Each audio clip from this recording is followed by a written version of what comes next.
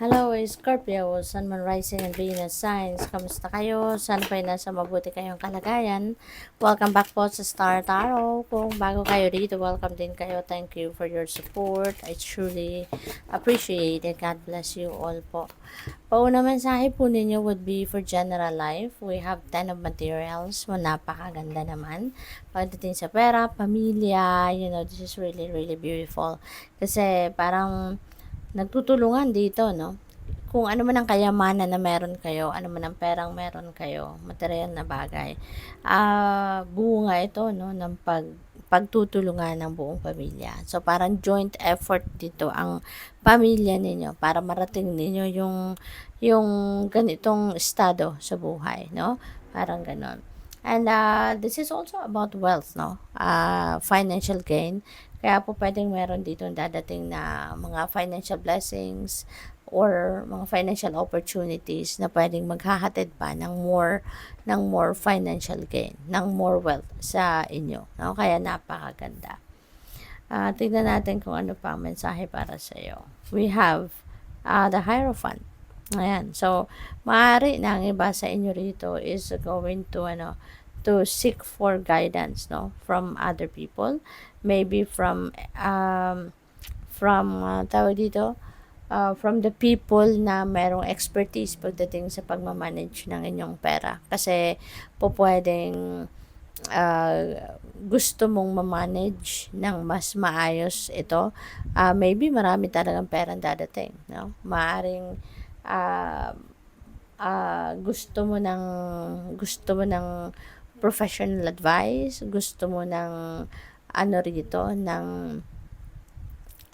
investment, maaaring gusto mong mag-put up ng sarili ninyong negosyo, pwedeng ganon. Dahil nga, marami pera ang pwedeng dumating sa inyo. Kaya gusto mo na mas lalo pa tong mag-grow, but you want to manage it ng tama. Kaya siguro you're seeking for professional opinion. So, pwedeng lalapit kayo rito sa mga may expertise at sa ganyang linya at kayo ay magpapaturo, kayo ay kayo ay magpapa-advise sa kanila. So, pwedeng ganun din ang ganap.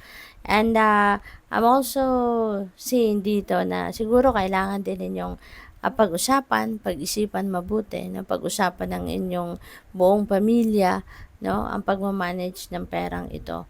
At pag-isipan ninyong mabuti, 'di ba? Kung ano yung priorities ninyo sa ngayon pagdating sa inyong kaperahang aspeto. Pagdating naman sa inyong money, career, and finances, message ninyo is 10, wow, the wheel, no, Scorpio. Napakaswerte ninyo pagdating sa pera talaga sa ngayon, nag-fall pa yung swerte na to, no? So, this is good fortune and good luck. Pagdating sa inyong kaperahang aspeto, trabaho, karera, negosyo, 'di ba? Napakaganda. So, maaaring maraming pagbabagong magaganap sa pangkaperahang aspeto ninyo, sa source of income ninyo, ano man ang inyong ginagawa na pinagkukuhanan ninyo ng pera, maaaring kayo mababalot ng swerte dyan. So, kung kunyari, naghahanap din kayo ng trabaho, or maybe you are seeking for the best career for you, no? Maaari ngayon magkakaroon na kayo ng clarity of thought, magkakaroon na kayo ng clear direction, at maaari ngayon dadating na yung swerte ninyo, no?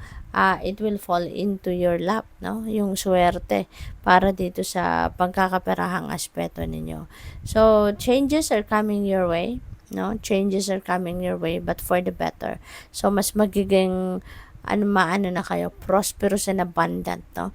At magiging maluwag, no, ang kalagayan ninyo pagdating sa inyong kaperahang aspeto. So, this is really beautiful.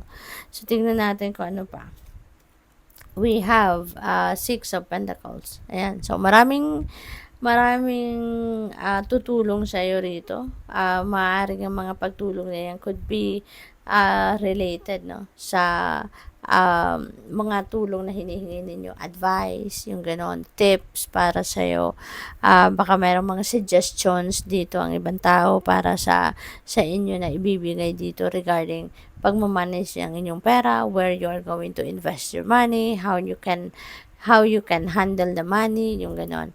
Or marami din, no, ang pwedeng hihingi ng tulong sa inyo sa ngayon. No? Maaring madalas din talaga kayong tumutulong or pwedeng dahil nakikitang marami kayong pera sa ngayon, nakikita ng mga tao na siniswerte kayo ngayon pagdating sa pera, kaya pwedeng mas dadami dito yung ng hihingi ng tulong sa inyo. So, pwedeng ganun din ang ganap dyan. But, yeah, the more you give, the more you receive, hindi ba? Mas marami pang swerte ang dadating sa inyo dyan if you are really going to be very generous at this time, lalo-lalo na. Pagdating sa inyong relationships, we have Ace of Inspiration. So, this is a new beginning. Kaya, maaari, no, ng iba sa inyo dito is going to start, no, or begin a new love connection.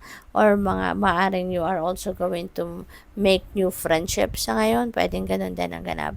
Or, baka meron kayong mga creative ideas, no, that will arise sa ngayon on how you can make your relationship even happier and more more harmonious, or baka alam mo yun, marami kang siguro mga ideas din ngayon na may isip kung papaano ninyo mas lalong papagandahin, no, yung inyong relasyon. So, kung paano kayo mas magiging creative, no, para mas maging ma-maintain ninyo yung harmony and love between each other, yung passion ninyo for each other. So, pwedeng ganun ang ganap ng iba sa inyo rito. We also have temperance. Ayan. So, yung patience ninyo, no, this is siguro, ito yung additional na i-apply ninyo sa inyong relationship para mas maging maganda ang inyong relasyon, para mas maging loving and more more loving and more harmonious ang inyong relationship because sobra kayong mapasensyoso at mapasensyosa. So, pwedeng yan din ang isa sa maging key ingredient ng inyong masayang relasyon, no? Yun ang i-incorporate ninyo rito, yung inyong pagiging patient. So, good luck dyan. Tignan natin kung ano ang final message ninyo rito.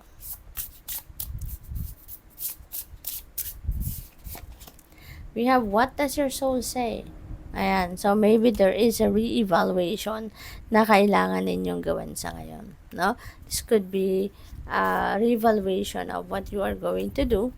Diba? Or ano ang kailangan mong gawin. Baka yung mga plano ninyo ito. No? Tanungin ninyo yung sarili ninyo. Ask your soul. Diba? Tama ba yung path na tinatahak mo? Tama ba yung decision mo? Tama ba yung plano mo? Diba? Is it the best for you? So, evaluatein mo yung sarili mo.